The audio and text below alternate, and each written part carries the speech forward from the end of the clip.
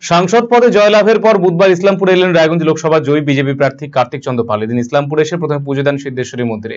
এরপরে বিজেপি কার্যালয়ে দেখা করেন সমস্ত দলীয় কার্যকর্তাদের সঙ্গে। এদিন জয়ী প্রার্থীকে কাছে পেয়ে উল্লাসে মেতে ওঠেন দলীয় কর্মী সমর্থকেরা। এরপরই সংবাদের মাধ্যমে মুখোমুখি হয়ে জয়ী বিজেপি প্রার্থী কার্তিক চন্দ্র পাল তিনি জানিয়েছেন এই জয়ের জন্য কেন্দ্রের সমস্ত ভোটদাতাদের প্রতি তিনি কৃতজ্ঞ।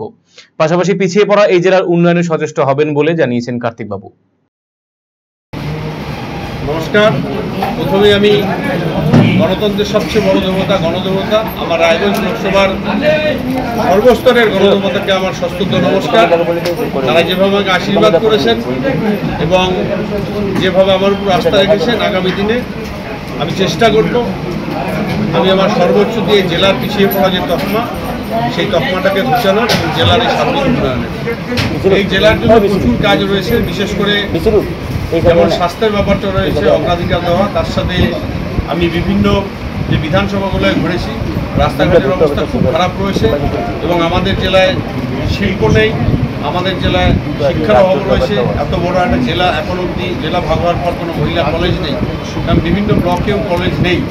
সেই ক্ষেত্রে যতটা সম্ভব আমি চেষ্টা করব এই জেলার জন্য কাজ করব। অবশ্যই এটা আমাদের ন্যায্য দাবি, কারণ এর আগে আমাদের এইমস স্যাংশন হয়েছিল, রাজ্য সরকারের অসহযোগিতায় চলে গিয়েছে। আপনারা সবাই জানেন, করণদিঘিতে আমাদের স্বরাষ্ট্রমন্ত্রী এসেছিলেন, তিনি বলেছেন যে উত্তরবঙ্গের যে কোনো কোথাও এইমস হবে, যদি রাজ্য সরকার জায়গা না দেয় সেক্ষেত্রে কেন্দ্র সরকারের কোনো জায়গায় সেটা চেষ্টা করা হবে।